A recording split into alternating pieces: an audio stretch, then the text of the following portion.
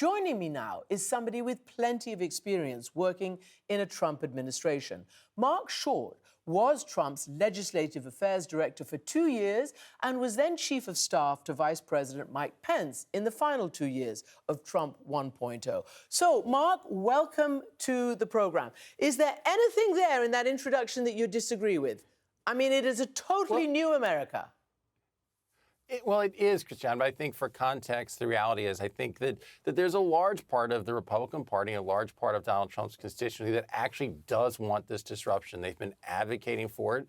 And there's a growing part inside the Republican Party that does feel like Americans' foreign entanglements are too much. They want to see us pull back. But I'm not sure that that means partnering with Vladimir Putin is really what they wanted. And I also think that there's a lot of challenges that are upcoming for the administration.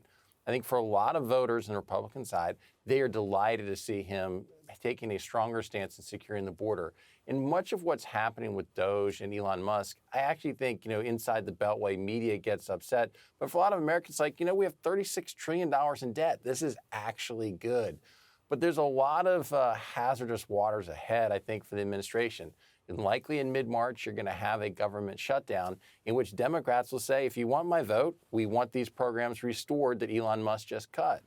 And then I think, as you've covered a lot, coming the first week of April, I think is a full-on trade war that I think this administration is looking to initiate. And how that ramification, settles inside the economy is going to create much more challenges for this administration in another month or two. Wow. Well, that is quite a lot for them to bite off and for us all to try to digest. So let's just start with the realignment, or as it is being perceived.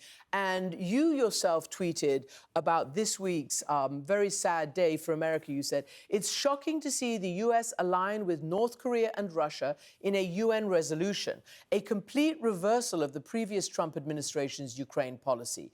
This is a deeply troubling shift and a sad day for America. So what on earth is behind it? Because he is publicly taking Putin's talking points and literally looking publicly as if he's not only tossing Zelensky and Ukraine under the bus, but extorting, as one former UK official told me, with the whole minerals deal as well. Extorting like a protection racket. Why?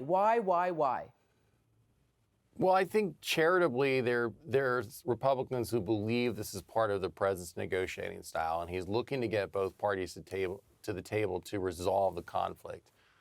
But I'm not sure that excuses the language of, again, as you said, adopting the Kremlin talking points and partnering with Vladimir Putin on this. And I think that it's not just a departure from, I think, where the Biden administration is, but candidly, it's a stark departure from the first Trump administration.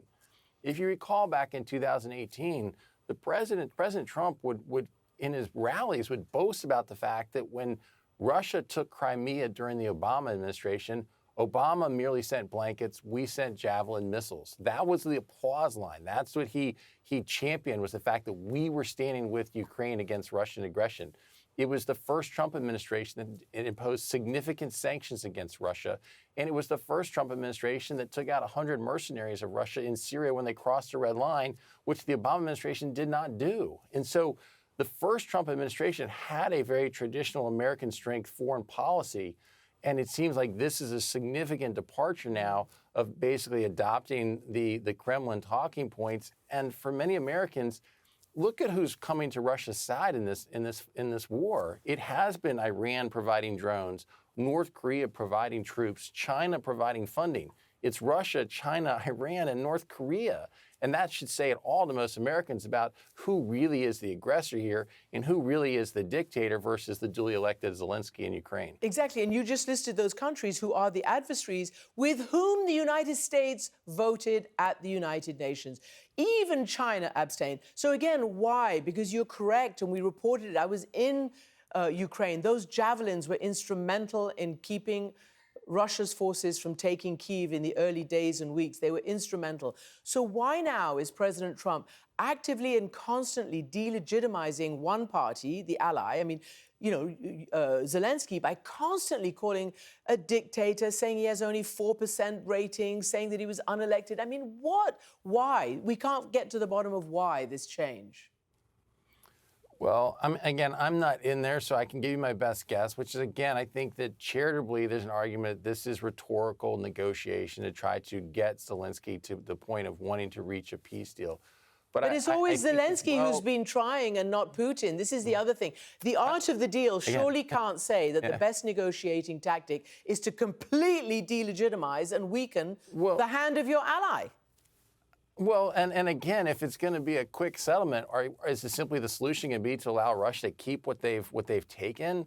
And I think a bigger challenge for American foreign policy looking forward, Christiane, is what is China learning from this? Right. I think there's great concern about China taking over Taiwan, and if they're looking at us and saying that America is not interested in helping to resolve this favorably to the nation that was invaded, then I think that sends terrible signals to our allies in the Pacific.